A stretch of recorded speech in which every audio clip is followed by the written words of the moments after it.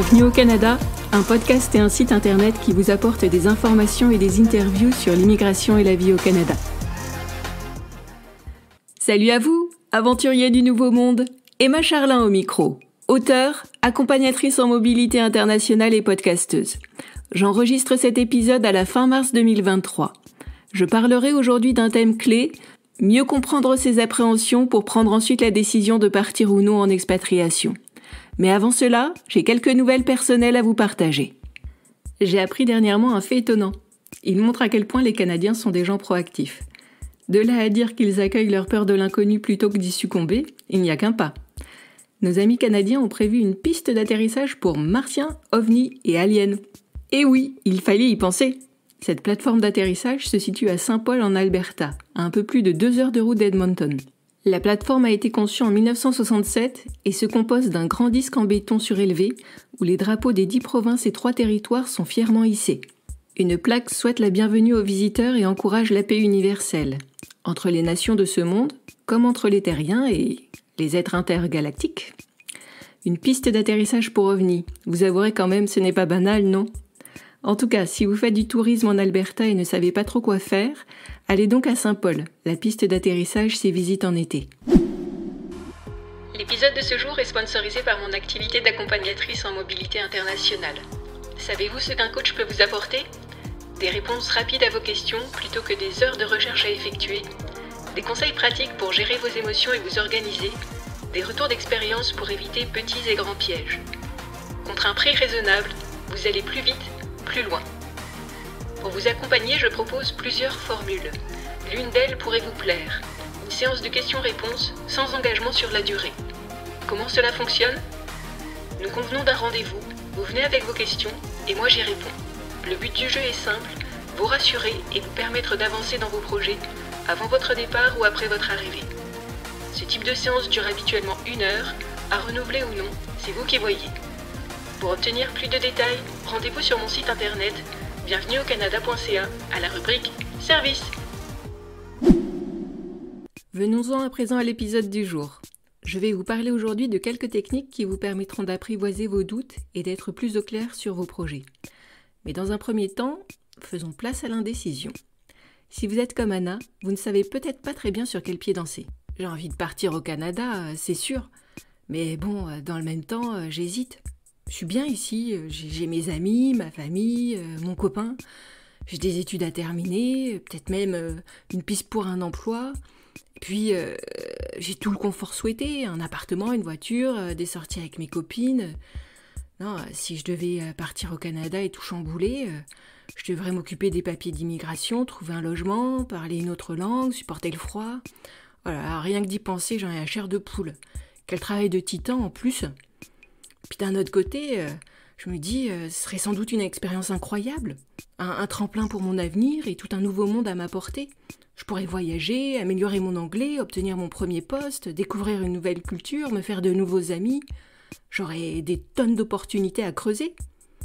Et puis voyons les choses en face. Si je ne pars pas maintenant, je le ferai peut-être jamais.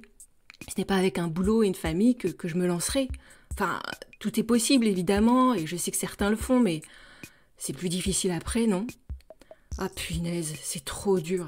Je ne sais pas ce que je dois faire. D'un côté, je rêve de me lancer, et de l'autre, j'hésite. J'hésite beaucoup en fait. Et résultat, je fais rien. Laissons à présent Anna et décryptons un peu tout cela. Partir à l'étranger tente bien des gens. Peu de personnes franchissent le pas pourtant. Car en chemin, une invitée surprise ne manque pas de pointer le bout de son nez. Elle se nomme indécision. Pour certains, il ne s'agit que de remettre de l'ordre dans leurs idées, puis d'arbitrer entre leurs différentes priorités. Une fois qu'ils sont clairs sur leur projet, plus rien ne peut les arrêter. Pour d'autres, le problème est plus complexe et souvent plus émotionnel. Il fait la part belle à un sentiment qu'on a parfois du mal à s'avouer ou à accepter. Et ce sentiment se nomme pétoche. Certains considèrent la peur comme le signal d'un danger et donc d'une expérience à éviter. Personnellement, je suis terrifiée à l'idée de rentrer dans la cage d'un tigre, surtout s'il est de mauvais poil, affamé et ne sait pas laver les dents. Amis soigneurs et vétérinaires, vous êtes mes héros, sachez-le. Dans ce sens-là, la peur est salvatrice. Elle cherche surtout et avant tout à vous protéger. Mais la peur a plus d'un visage. Elle peut être également le signe d'un renouveau, et plus particulièrement le besoin d'un renouveau. Une route s'offre à vous. Elle est tentante. Mais si vous la suivez, vous devrez sortir de votre zone de confort et dépasser vos limites. La peur se fait alors invitation, teintée de certaines frustrations. Pour certains, ce type d'invitation est tout simplement grisant. Pour d'autres, tout simplement terrifiant. De mon côté, par exemple, j'ai longtemps hésité à démissionner. J'avais un peu la frousse, je crois, même si je sentais au fond de moi que c'était le bon moment pour moi. Avec le recul, ce fut l'une des meilleures décisions de ma vie. Mais je ne le savais pas à l'époque. Beaucoup d'entre vous, et moi la première, ont des doutes, des hésitations et des peurs. C'est bien normal et il n'y a aucune honte à cela. Surtout qu'avec un départ au Canada, le défi à relever est de taille. Il remet en cause tous les pans de votre vie. Votre couple, votre famille, vos amis, vos finances, votre voiture, votre logement, vos études, votre carrière, votre vie de tous les jours. C'est tout cela qui va changer d'un coup. Et c'est énorme. Ma tactique ? Plutôt que de repousser vos angoisses d'un revers de la main, pour qu'elles reviennent ensuite vous hanter, accueillez-les. Notez chacune d'entre elles sur un carnet, puis choisissez l'une d'elles et allez jusqu'au bout des choses. Décortiquez-la, parlez-lui. Salut à toi, peur de ne pas savoir comment me débrouiller en anglais. Que cherches-tu à me dire ? Quelle serait la pire chose qui puisse m'arriver si tu te matérialisais ? Quelques quiproquos, un peu de honte ou même beaucoup de honte ? Est-ce si grave que cela ? Vais-je en mourir ? Arriverai-je à m'en relever ? Une fois ? Plusieurs fois ? Quelle solution puis-je mettre en place pour m'améliorer ? Comment puis-je m'organiser et m'en sortir ? Qu'est-ce que je gagnerais à dépasser ma peur ? Maintenant et à plus long terme. Bien des fois, la peur est une bonne copine déguisée. Elle vous lance des avertissements qui ne demandent qu'à se transformer en plan d'action. Alors plutôt que de faire du surplace, mettez votre décodeur en marche et changez de braquet. Accueillez vos angoisses, écoutez-les, analysez-les, puis transformez-les en challenge à relever. Étape par étape, vous pourrez soulever des montagnes, surtout si vous posez un nuage de réflexion sur toute ou partie de vos émotions. En résumé, oui, il existe des peurs légitimes. Il est normal qu'elles vous retiennent d'agir. D'autres peurs, par contre, sont bonnes à dompter. Apprenez à les connaître pour mieux ensuite les transformer. Souvent, ceux qui avancent dans la vie ont tout autant peur que les autres. Mais au lieu de fuir leurs émotions, ils apprennent à vivre avec, pour mieux ensuite les transformer en action. Vous avez calmé ou même apprivoisé vos émotions ? À présent, il est temps de faire le point sur votre indécision. Et pour ce faire, il est important de comprendre vos pourquoi. Pourquoi voulez-vous partir au Canada ? Pourquoi souhaitez-vous rester dans votre pays d'origine ? Quelles sont vos raisons ? Afin d'y voir plus clair, prenez un bout de papier et divisez-le en deux.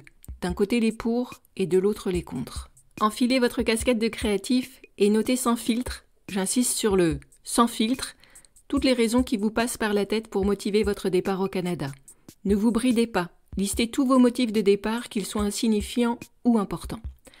Je veux partir car je souhaite obtenir un diplôme à l'étranger, découvrir une nouvelle culture, manger des travers de porc laqués au sirop d'érable, améliorer mon anglais, voir un match de hockey, avoir un CV international, tester ma résistance au froid par -20 degrés, élargir mon cercle d'amis, visiter le Canada d'est en ouest, faire du camping, assister à un concert de Drake, améliorer mon accent québécois, voir des aurores boréales ou toute autre bonne raison qui vous passe par la tête.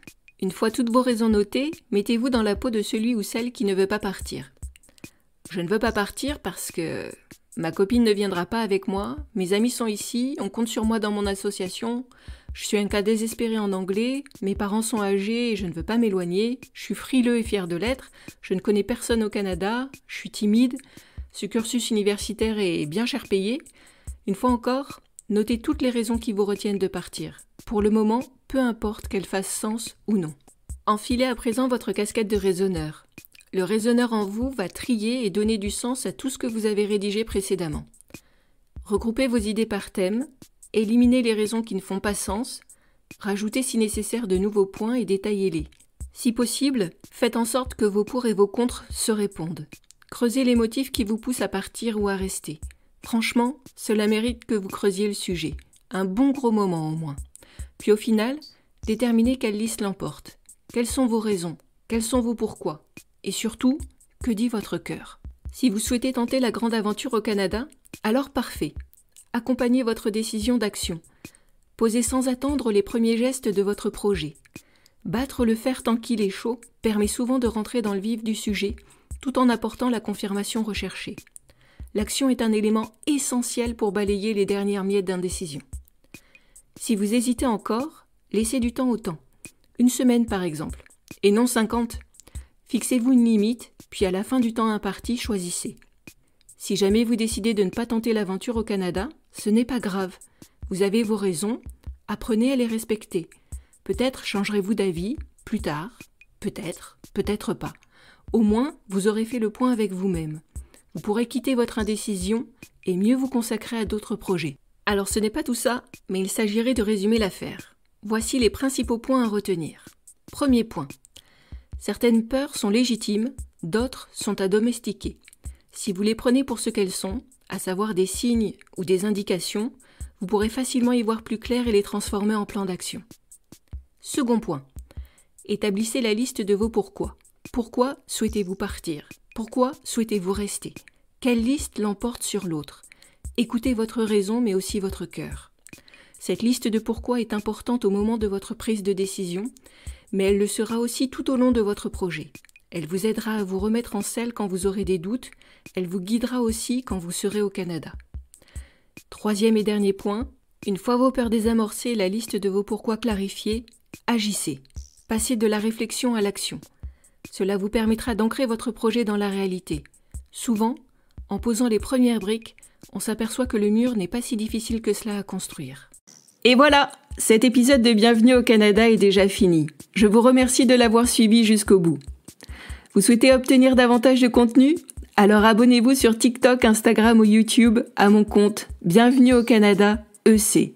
Vous y trouverez des capsules audio, des vidéos et des photos. Vous pouvez aussi me contacter sur LinkedIn sous le profil Emma Charlin. À bientôt!